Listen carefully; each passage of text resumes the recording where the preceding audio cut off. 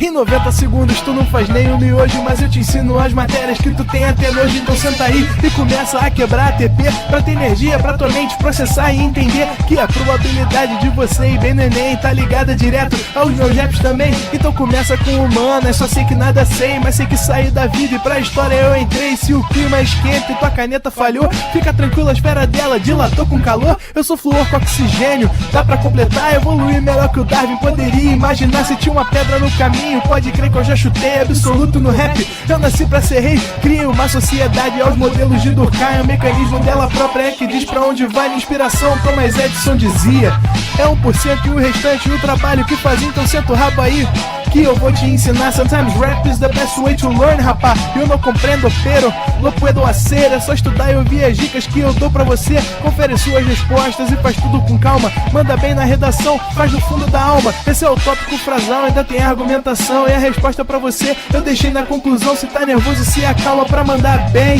E se liga nos vídeos que eu te preparo pro Enem.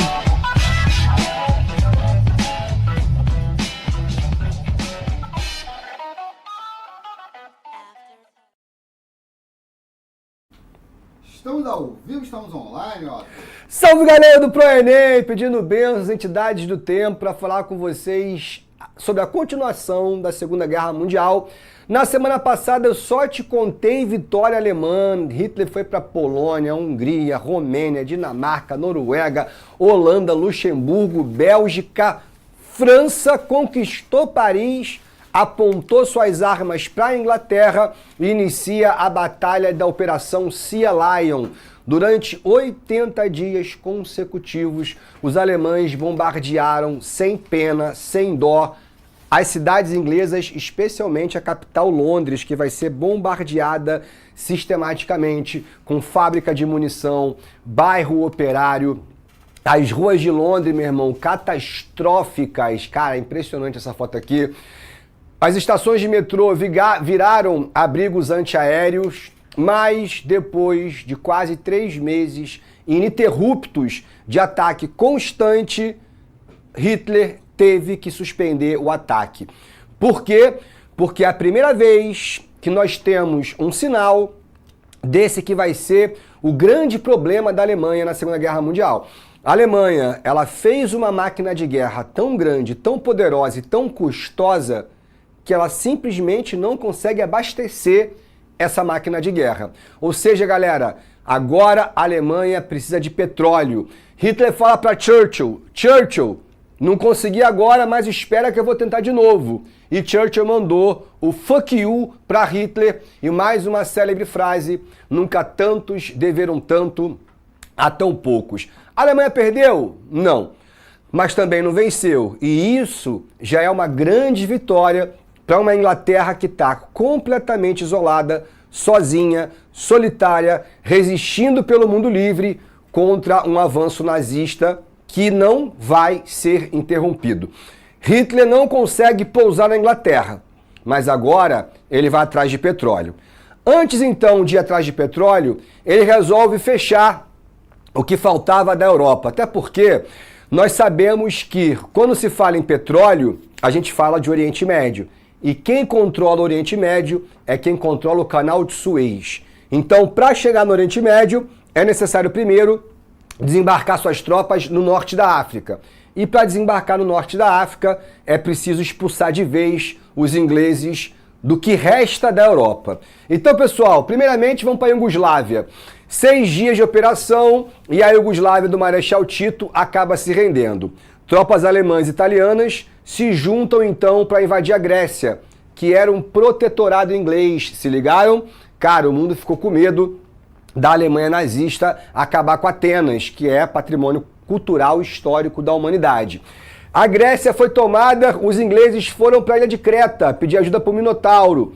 Os alemães mandaram os paraquedistas e simplesmente não existe mais zona livre na Europa. Ah, professor, e Portugal e Espanha são fascistas, estão batendo palma para Hitler. E a Suíça é neutra. Qual é, professor?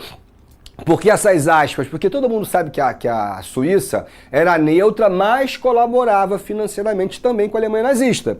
Suécia também colabora, União Soviética tem um pacto de não agressão, a Inglaterra passa a ser a única esperança do mundo livre.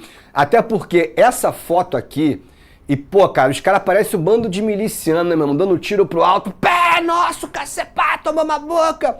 E por que essa foto, ela tem uma representação tão negativa? Porque a bandeira da antidemocracia, justamente no berço da democracia, Atenas, se ligou? É onde nasce essa ação política. Como sacar lucros na Olimp Trade? Para fazer um depósito, entro na seção Depositar e coloco o dinheiro na minha conta em reais ou em outra moeda. Escolho para qual direção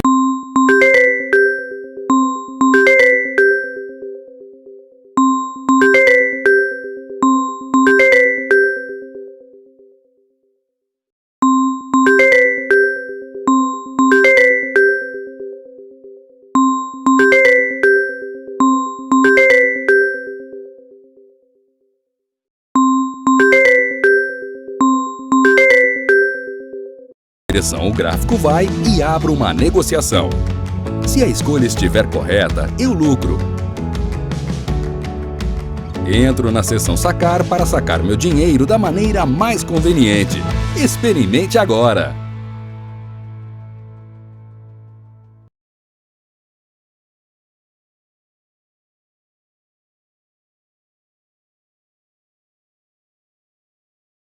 Já pensaram que cada ida ao mercado pode ser uma chance de ganhar uma grana extra? Isso mesmo! Hoje eu vou mostrar como transformar aquelas notas fiscais que você joga fora em dinheiro. O segredo é o Melius. Esse aplicativo é um verdadeiro achado e transforma as notas no mercado em cashback. Querem ver como funciona? Antes de ir às compras, eu sempre dou uma olhada no Melius para ver os produtos com cashback. Assim, já sei o que vale a pena pegar. Estou aqui no mercado e vou escolher alguns itens que estão com cashback no aplicativo. É muito fácil encontrar boas ofertas. Depois de pagar a parte mais importante, a nota fiscal. Essa é a chave para transformar suas compras em dinheiro. Agora em casa, é só escanear a nota no aplicativo do Melius e olha só. O cashback já entrou na minha conta. É como encontrar ouro nas compras do dia a dia. Não percam tempo, pessoal. Baixem o Melius e comecem a transformar suas notas fiscais em dinheiro real. Vocês vão amar ver o cashback acumulando.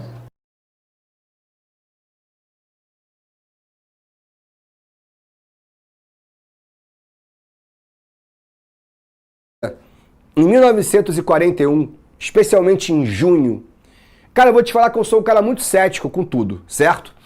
Vocês meio que já perceberam isso durante o nosso ano.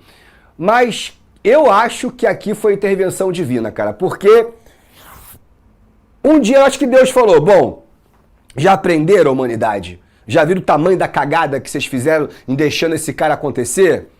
Agora que vocês aprenderam a lição, vou deixar esse cara completamente estúpido. Porque um dia Hitler amanheceu burro. Burro.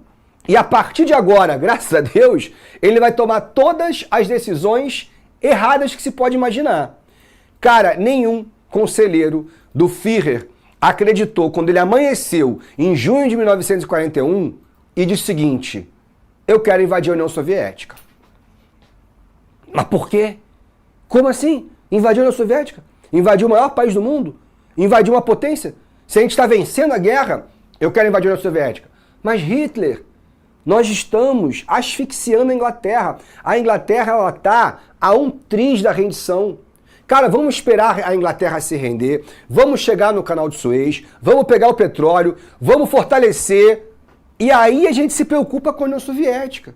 Mas agora que a gente está quase com a vitória nas mãos, você quer provocar um novo inimigo? Hitler, vamos esperar. Nein. Hitler, nein, nein, nein. E aí, quando o garoto mimado exige que as ordens sejam acatadas, elas são, ainda bem. A partir de agora, tudo que eu falo com vocês é o maior da história, eu não estou exagerando. Porque assim, Napoleão Bonaparte foi para a Rússia com 650 mil. A Alemanha, da Primeira Guerra Mundial, com Ludendorff e Hindenburg, foi com 1,5 milhão. Agora Adolf Hitler vai fazer a maior operação militar do mundo e vai invadir a União Soviética com 4 milhões de pessoas em 3 frentes de batalha. A frente para Leningrado, antiga capital São Petersburgo. Guderian, o mesmo cara que invadiu Paris, Varsóvia, Luxemburgo, é o cara responsável agora para chegar a Moscou. E a terceira frente vai para a Ucrânia para pegar os poços de petróleo do Cáucaso. E Stalin não acreditou quando recebeu a notícia que os nazistas atacaram a Polônia sem declaração de guerra. Como os russos não esperavam que no auge do seu poder, no auge da sua vitória, Hitler cometesse algo tão estúpido e tão infantil, o que vai acontecer é o aprisionamento de 1 milhão de soldados soviéticos que estavam aqui na Polônia. 1 milhão. E eu não preciso te dizer que é a maior captura de prisioneiros da história. Olha a quantidade de gente, meu irmão. Desse 1 milhão de prisioneiros, menos da metade vai sobreviver. O que mostra que a Alemanha nazista não estava querendo fazer prisioneiro porcaria nenhuma. E aí é o seguinte, galera. A frente de Leningrado vai ser extremamente bem sucedida. Os alemães subiram a Polônia, não vão ter obstáculos e vão chegar lá em Leningrado, vão cercar a cidade e vão implementar ali uma política cruel de asfixia. A frente de Guderian também não viu dificuldade alguma. Avançou 700 quilômetros e já estava a 400 de Moscou, pegando a cidade de surpresa e avançando fortemente. A terceira frente que vai para o Cáucaso vai parar em Kiev. Vocês sabem que os ucranianos são bons de porrada. E aí, meu irmão, a frente que vai pegar o petróleo soviético, porque é aqui que está o petróleo, não consegue passar da capital. E Hitler comete mais um erro imenso. Ele fala para o Guderian interromper o seu avanço para descer, ajudar Kiev, libertar os caras e depois voltar para Moscou. E o general alemão quase que morre do coração. Ele falou, Hitler, em telegrama, tá? Não faz sentido interromper a marcha que está sendo bem sucedida para Moscou, porque aqui é o coração da União Soviética. Stalin está aqui. Se eu for para baixo, o inverno pode chegar, e a gente sabe o quanto que isso é danoso, e o mais importante, a gente vai dar tempo para os caras se prepararem. Hitler, deixa eu conquistar Moscou primeiro e depois eu ajudo Kiev. Nein. Ele mandou o segundo telegrama. Nein. Ele mandou o terceiro telegrama. Hitler falou assim, você não vai me obedecer não?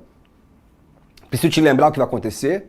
E aí Guderian, meu irmão, contra todas as suas forças e seus desejos, abandona o avanço e desce para Kiev para tentar resolver o problema, dando tempo aos soviéticos de evacuarem a cidade, de deslocarem fábricas inteiras para o interior da Rússia. Deu tempo para fazer a maior mobilização civil da história e aí a população vai para frente da cidade, cavar bomba, cavar trincheira, fazer campo minado, armadilha e, obviamente, deu tempo para o Exército Vermelho convocar os reservistas, convocar os natividade, fazer novos alistados e montar o maior exército. E eu espero que seja, para sempre, o maior exército que o mundo já viu.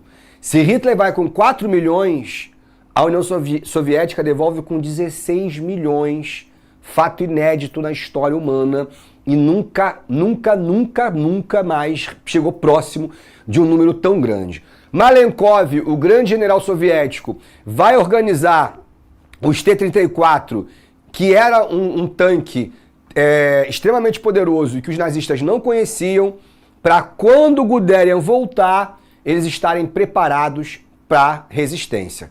Cara, Leningrado, como eu te falei, o cerco foi tão cruel que você vai ter a morte de milhares de russos de fome. Uma coisa interessante em Leningrado é que um casal de jovens casados, não vou lembrar o nome deles, tá, gente? Mas lutaram, resistiram, fizeram armadilhas, ajudaram os seus cidadãos e ambos quase morreram. O cara tomou um tiro e a esposa tomou um estilhaço de bomba. Essas duas pessoas que lutaram na Segunda Guerra Mundial e definharam de fome, mas sobreviveram, é o pai e a mãe de Putin. E aí você entende um pouquinho dessa efervescência que Putin tem contra o nazismo, se ligar? Ele é filho da guerra. Então o Guderian, ele vai resolver o problema de Kiev, porque o cara era casca grossa mesmo, e ele volta para Moscou, mano. E ele vai chegar a 33 quilômetros de Moscou. Guderian relatava a Hitler que ele olhava pelo binóculo e ele via a luz do sol refletir sobre a Catedral de Moscou, ou seja, ele estava vendo a capital. Ele estava muito próximo, mas ele parou. Parou porque ele chegou lá em dezembro, junto com o quê? Junto com o inverno russo. E aí vocês sabem que o inverno russo é a maior arma que esses caras têm. Então, ó, olha para esse mapa, porque agora a Alemanha nazista vai chegar finalmente no auge do seu território. Pei! Sinistro, mano. Isso aqui é completamente assustador. Mas ainda bem que daqui pra frente vai diminuir. Porque no final de 41, Hitler continua muito irritado porque a Inglaterra continua dando trabalho. A Inglaterra está resistindo em Alamein, ela tem seus navios de guerra e ele sabe que a força da Inglaterra vem daqui, ó, dos Estados Unidos da América.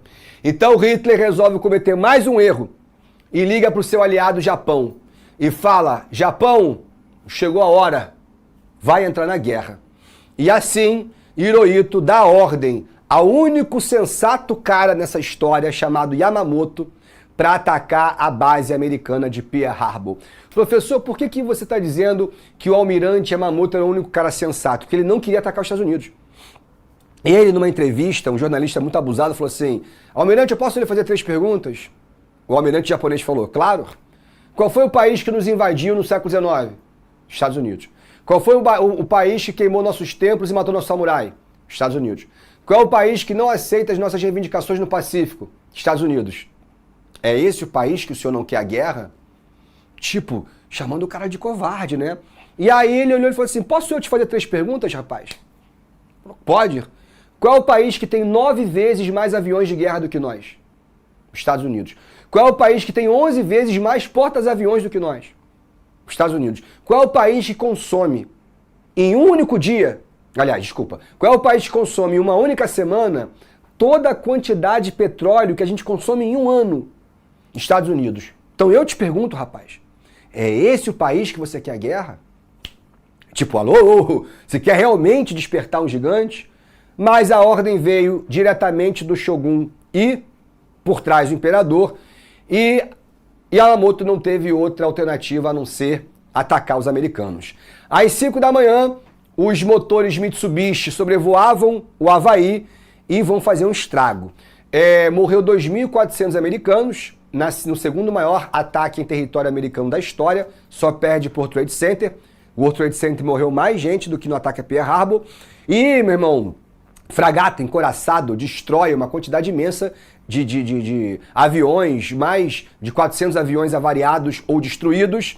E o presidente Roosevelt, que já estava com câncer de pele, vai ao Congresso Nacional muito debilitado e vai dizer o seguinte: o 14 de dezembro ficará na história como o dia da infâmia.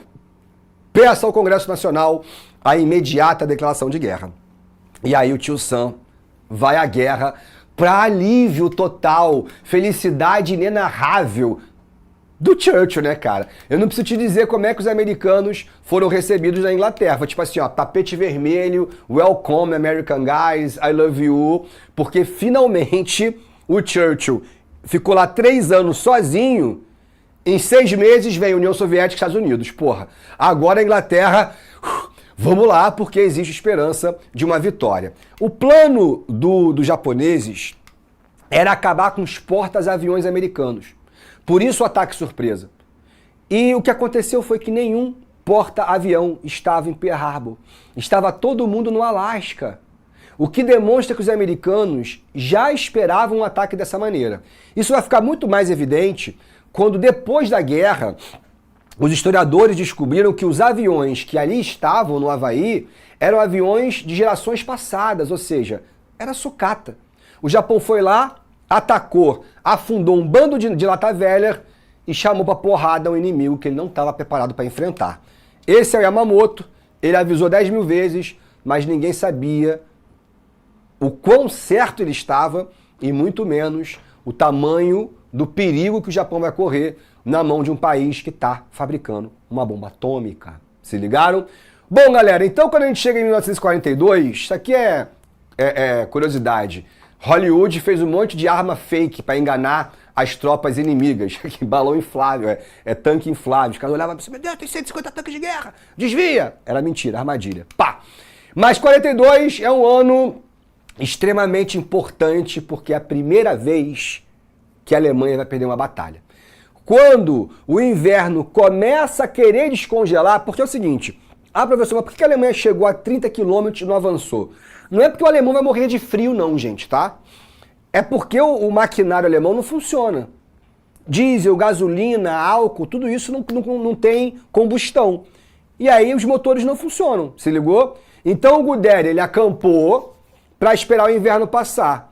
Mas antes do inverno acabar, os soviéticos fizeram um contra-ataque sinistro. Guderian acordou com o cara falando, general, olha aqui. Quando ele olhou, meu irmão, um monte de caminhão chegando.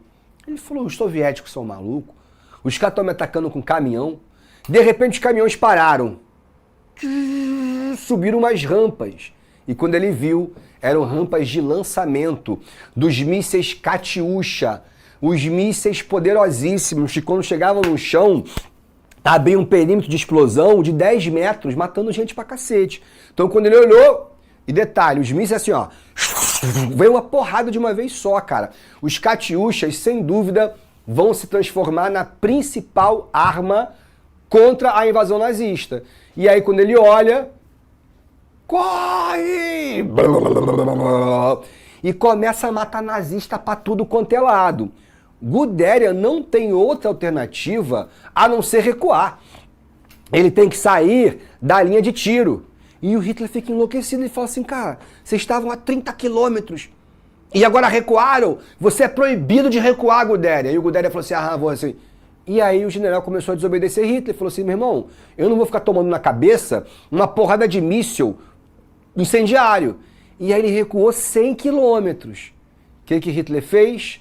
Demitiu o Guderian, vai matar o Guderian como traidor, sendo que o cara era o camisa 10 do time deles, sei lá, o Flamengo, matar o Arrascaeta, entendeu? E mandou um cara chamado Bradschler, que vai fazer a ordem que Hitler tanto queria. Ou seja, é proibido recuar. Esse é o momento que a gente tem 4 milhões de alemães, vamos botar 2 milhões ali na frente central, que não vão recuar, e tá vindo 16 milhões, filho, de bicho, que não estão nem aí pra nada. Então esse é o momento mais mortal da história da humanidade. Morria por semana 200, 250 mil. Tem dia que morreram 80 mil pessoas num único dia, porque essa é a guerra total. É a guerra aberta. São 16 milhões avançando, 4 milhões tentando segurar e morte. Porque a União Soviética vai morrer 5, mas vai chegar 2. E os alemães vão ser expulsos aos poucos da União Soviética. E aqui algumas lendas femininas, né? A Dama da Morte, essa mulher, ela foi pra guerra vingar o marido tinha ido primeiro, também era sniper, o marido matou 15 nazistas e morreu. E ela vai matar 53 nazistas. Vai acabar morrendo também.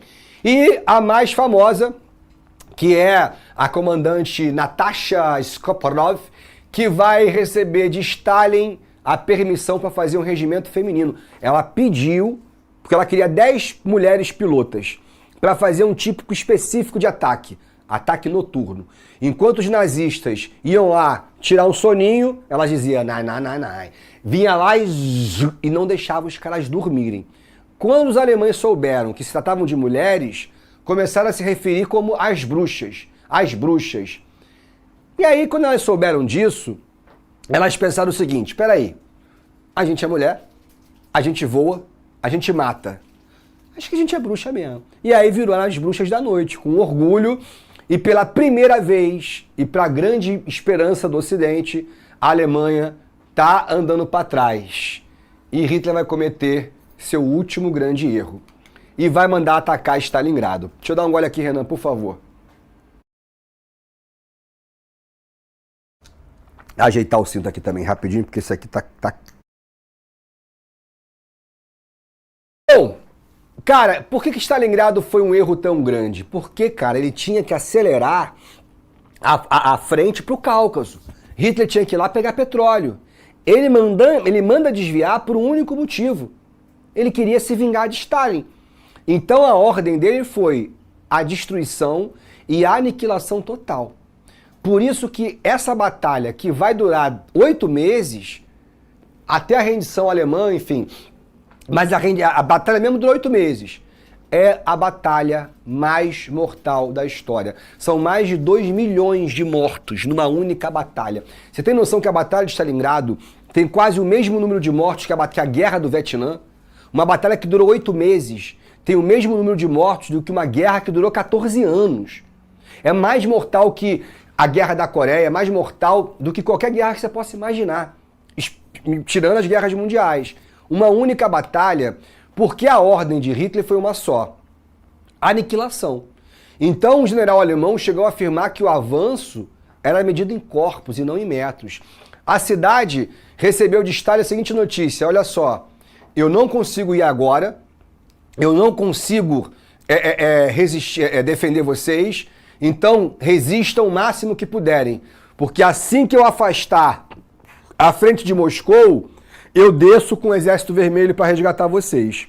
Isso aqui é um filmaço chamado O Círculo de Fogo. Conta a história de Vassili, que é o soviético sniper que vai fazer a Batalha de Stalingrado. E as imagens são bizarras, cara. Olha isso, cara. Não sobrou nada da cidade. Nada, nada. A cidade foi feita em pedaços, em destroços, a ponto dos tanques e blindados não conseguirem prosseguir. Porque não sobrou nada, mano. Não sobrou nada. Esses são os snipers soviéticos e esse é a lenda. Vassili Zaitsev, que vai ser herói russo, um cara que matou sozinho 150 nazistas. E aí, quando finalmente, em outubro, chega o Exército Vermelho chega, ataca 2 exércitos italianos que estavam protegendo a retaguarda nazista e calmamente o Exército Vermelho cercou a cidade de Stalingrado. Presta atenção, a cidade não existe mais. Então para que o Exército Vermelho vai invadir a cidade? Ela não existe mais. Então simplesmente eles cercaram e disseram aos moradores, alto-falante, recado, panfleto, enfim, saiam daí, evacuem a cidade, deixa ela para os alemães. Os habitantes começaram a fugir e a cidade ficou na mão dos alemães, só que não existia mais cidade. Então, nesse momento, filhão, os soviéticos toda noite tocavam o tango da morte. Toda noite, para fazer um terror psicológico, e eles não queriam mais a rendição. Eles queriam matar os alemães de fome, assim como eles fizeram em Leningrado. Esse é o momento, com a Batalha de Stalingrado, que ficou evidente o seguinte: Hitler perdeu para Stalin. Ele foi para a Rússia e perdeu. Mussolini vai até Berlim e fala assim: Hitler, a Rússia é território indomável. Vamos fazer um acordo de paz com Stalin. Vamos focar somente em Inglaterra e Estados Unidos, porque não dá mais. E aí você resgata os seus 200 mil soldados e vamos nos preocupar somente com o Ocidente. E Hitler, nein. Mussolini perguntou: e os seus soldados, Hitler? São 300 mil homens. E ele falou o seguinte: se são alemães de verdade, saberão morrer com dignidade. Ou seja, Hitler deixa 200 mil soldados para a morte. E dane-se, se ligaram? Isso mostra muito do próprio caráter de Adolf Hitler. Agora, filho, os soviéticos não vão mais parar até chegar a Berlim.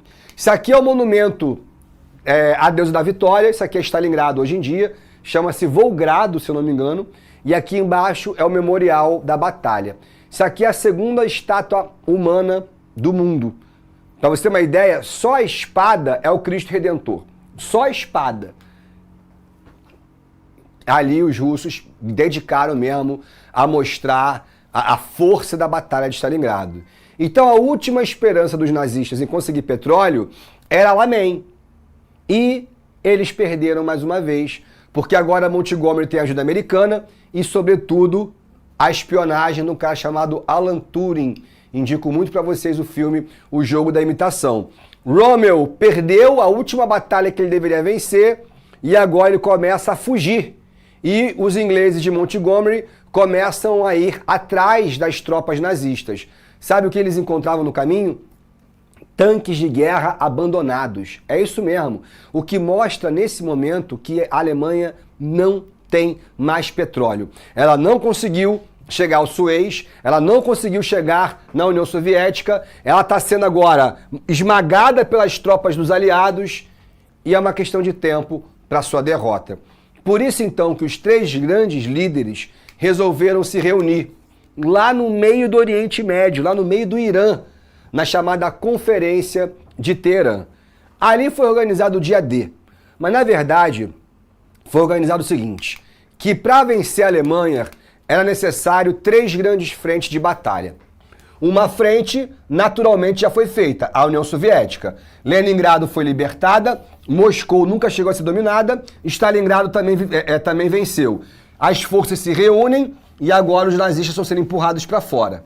A segunda frente que nos envolve, era necessário desembarcar tropas na África, lembra do Brasil, trampolim da vitória, para subir a Itália e pegar o Mussolini. E a terceira frente, que era a libertação da França, é a organização do chamado Dia D.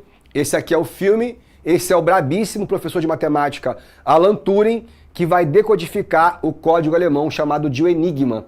E o Dia D é a maior operação coligada da história. Coligada que eu digo pelo seguinte, ela envolveu todas as forças juntas, Marinha, Exército e Aeronáutica, ao mesmo tempo. Paraquedista, soldado, fuzileiro, todos os oficiais possíveis, porque é o seguinte, cara, tá vendo aqui o mapa da França? Aqui vai ser o desembarque. Essa é a região da Normandia, que os nazistas tinham feito diversos bunkers durante todas as praias. Então imagina o seguinte, você tá numa lancha, tá, igual a essa aqui, e ela tá indo em direção à praia. Show? Lá em cima tem uma porrada de nazista com .5 a 40, 30 sniper e o seu objetivo é chegar até lá. Só que no meio do caminho, campo minado, uma porrada de trincheira e boa sorte, filhão. Então o Dia D foi uma operação muito caótica. Esse aqui é o general Eisenhower, que vai ser o futuro presidente dos Estados Unidos, é o segundo presidente da Guerra Fria. Show? A operação desenvolve o desembarque nas praias, que eu acho que é o mais bolado de todos, mas também um desembarque de paraquedistas na retaguarda nazista. E olha só a dificuldade, é desembarcar aqui, subir, pô, meu irmão, para pegar ali é muito, muito, muito complicado, de verdade. Aqui as únicas fotos que nós temos de um fotógrafo maluco inglês que foi lá armado de sua câmera fotográfica, e para mim não existe nenhum filme que consiga retratar melhor o desembarque do Dia D do que os primeiros minutos do resgate do soldado Ryan. Quem nunca viu, cara, assiste só os primeiros 10 minutos, aí vocês vão entender o tamanho da dificuldade, mas olha o tamanho da operação militar, meu irmão. Foi quase, a Força Armada inteira dos Estados Unidos para chegar na França e libertar o país. Nazistas se rendendo, aqui olha a quantidade de paraquedistas, e aqui a libertação de Paris, esse é o De Gaulle, marchando por baixo do Arco do Triunfo e repetindo aquela foto, só que agora não mais com o exército alemão, mas agora com o exército francês, americano, canadense, australiano, inglês, libertando Paris, indo em direção a Berlim. No Pacífico, a porrada continua comendo, beleza? E aí os americanos estão chegando cada vez mais próximos do Japão,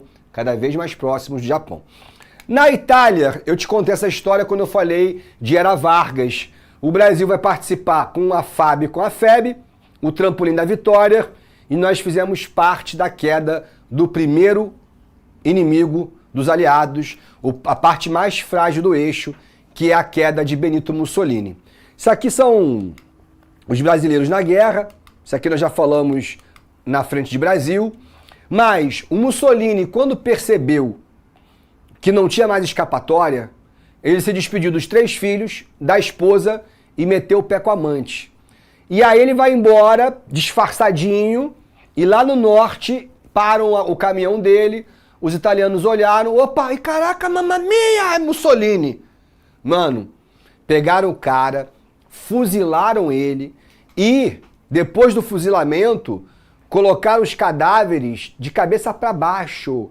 E os italianos ficaram o dia inteiro comemorando com churrasco, bisteca, vinho, yala, yala, yala, yala, yala, pá! E atirando no Benito Mussolini. Fizeram um tiro ao alvo com o cara.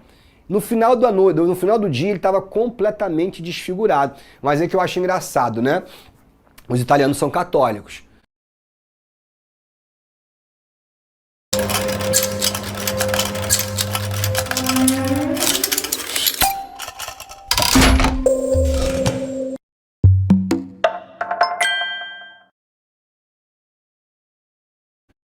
Para que Hitler caia também. Então, em fevereiro de 45, os 3 líderes se reúnem mais uma vez, dessa vez na Rússia, na chamada Conferência de Alta, para negociar o futuro da Europa e também, óbvio, o futuro do mundo inteiro. Renan, deixa eu dar um golinho aqui, por favor. Nessa conferência, se vocês repararem, as mãos do senhor Roosevelt, ele já tá na beira da morte. Ele tem 1 mês de vida ainda, ele já tá com câncer espalhado. E por isso as mãos dele estão já completamente travadas. Cara, aqui para muita gente é o início da Guerra Fria. Porque esse Roosevelt enfraquecido não teve força para negociar com Stalin. E é aí que você vai ter a área de influência soviética, meu irmão, ficando gigantesca. Os caras saem daqui e vão até a Alemanha. E toda essa região agora é de influência socialista. E essa região ocidental de influência capitalista. O Churchill, que adorava uma boa frase, vai dizer a seguinte frase: desceram sobre a Europa uma cortina de ferro. A cortina de ferro é a separação física entre países capitalistas e países socialistas. Foi assim, então, que em maio, o negócio começou lá em Moscou, hein? Lá em Moscou. Os soviéticos foram, passaram pela Bielorrússia, passaram pela Polônia e finalmente chegaram a Berlim. Hitler olha os termos de rendição e simplesmente não aceita. Stalin também não queria que ele aceitasse, porque a ordem era destruir Berlim, assim como fizeram com Leningrado e como fizeram com Stalingrado. Cara, tem um filme chamado Alemanha, o Ano Zero. Não assistam porque o filme vocês vão odiar. Mas vai no YouTube. Assistam só os primeiros 5 minutos do filme. É uma câmera filmando a Alemanha em 1946. Cara, é assustador.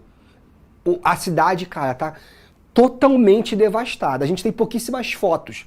Mas esse vídeo feito pelos próprios alemães para fazer o filme, aí você percebe o quanto que a cidade foi devastada. Hitler dá um tiro na boca, comete suicídio.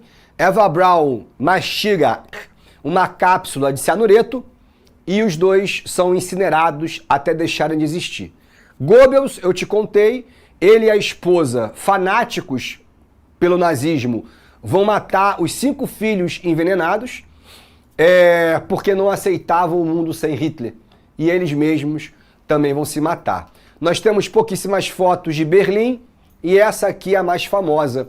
E é uma foto modificada em Photoshop. Porque é uma foto do soldado soviético cravando no hashtag alemão a bandeira vermelha. Mas como é que tu sabe que é vermelha? Então, antes de divulgar a foto para o Ocidente, está falando, não, peraí, bota o martelo e a foice para todo mundo saber exatamente quem foram os caras que derrotaram a Alemanha nazista. Ou seja, quem derrotou foi a Rússia, quem derrotou foi a União Soviética, quem derrotou foi o comunismo. Isso é uma demonstração de quê? De poder. Os americanos não gostaram não, mas não tiveram muito o que fazer. Galera, a guerra acaba na Europa, concorda? mas ela não acaba ainda no Pacífico. O Japão, cara, ele tá completamente quebrado.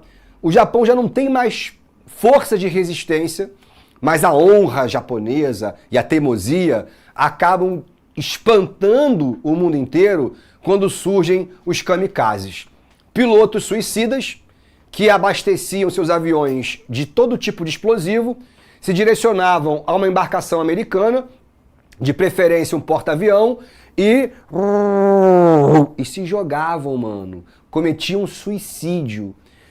Esses kamikazes, que poderiam ter sido, né, um símbolo, que foi um símbolo de honra, de resistência, de glória do Japão, mas na verdade acabaram servindo de argumento para o passo mais terrível que os americanos vão dar agora. Antes mesmo do Japão sofrer o último ataque, as três potências se reuniram pela última vez. Churchill renunciou e foi tirar férias e assume esse cara chamado Attlee. Roosevelt morreu e assume seu vice-presidente Harry Truman, que é o cara que vai inaugurar a Guerra Fria, e Joseph Stalin, na última e mais importante conferência, que é a mais fácil também. A Alemanha entrega todas as armas, a Alemanha é dividida em 4 zonas de influência. Eu volto ali rapidinho, mas isso aqui é mais importante. A Alemanha é dividida entre União Soviética, Inglaterra, França e Estados Unidos, e Berlim é dividida da mesma maneira. Ah, professor, é aí que entra o muro? Não. O muro só vai ser construído 20 anos depois. Um pouquinho menos, tá? Mas é o fim da guerra e a Alemanha vai ficar 44 anos dividida. Lá depois é que nasce a Alemanha Ocidental e Oriental. A Alemanha responsabilizada por pagar uma indenização de 20 bilhões de dólares, que ela foi perdoada em 2017, se eu não me engano, pela Angela Merkel, que conseguiu negociar o perdão da dívida. E aí, galera, quando Truman e Stalin saíram para fumar um cigarro, o Truman falou o seguinte: olha, Stalin, nos próximos dias você vai ter a notícia da maior arma feita pelo homem. E o Stalin falou: olha, boa sorte. O Truman não estava blefando. No dia 3 de agosto, ele manda para Hiroshima a Little Boy. Na verdade, a bomba Little Boy, que vai acompanhada por 3 pilotos e 4 engenheiros, ela vai ser os detonadores, ela não vai para Hiroshima. Ela vai para qualquer cidade que estivesse apta a sofrer o bombardeio. Se ligaram? Então, isso foi terrível, porque quando o avião passa em Hiroshima, tocaram o alarme. E aí a população inteira foi para os abrigos antiaéreos. O avião passa. E aí todo mundo falou: opa, alarme falso. E aí todo mundo se retira.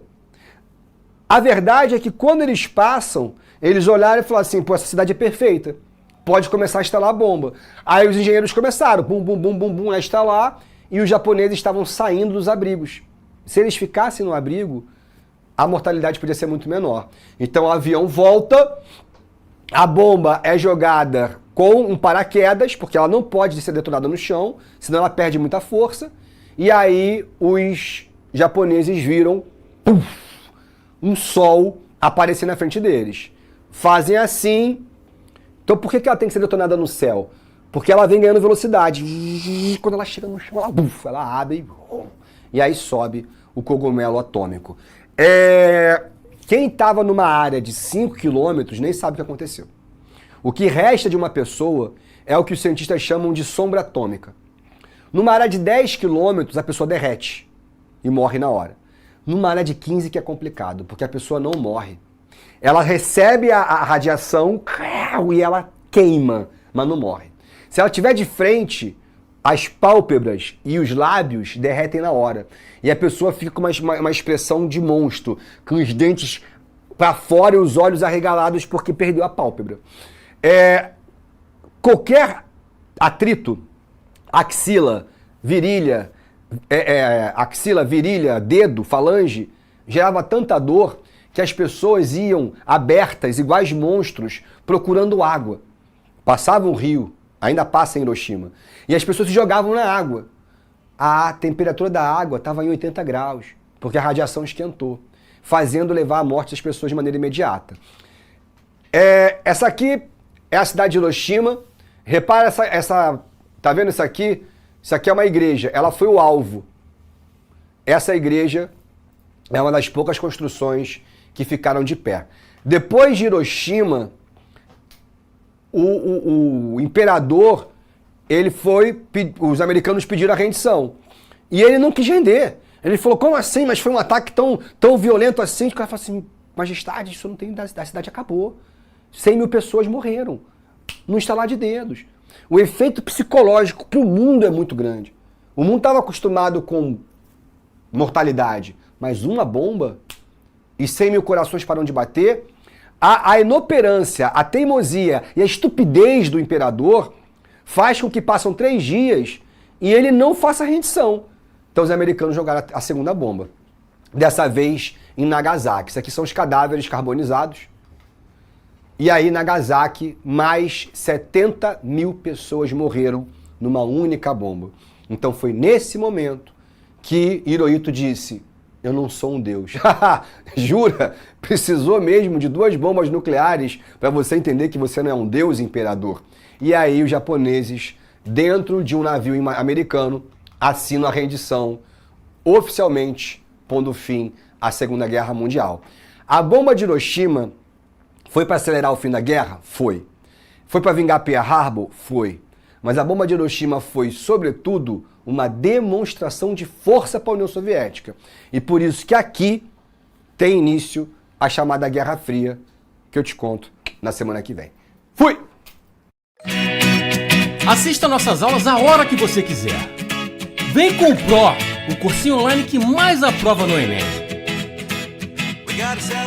Assine em proenem.com.br.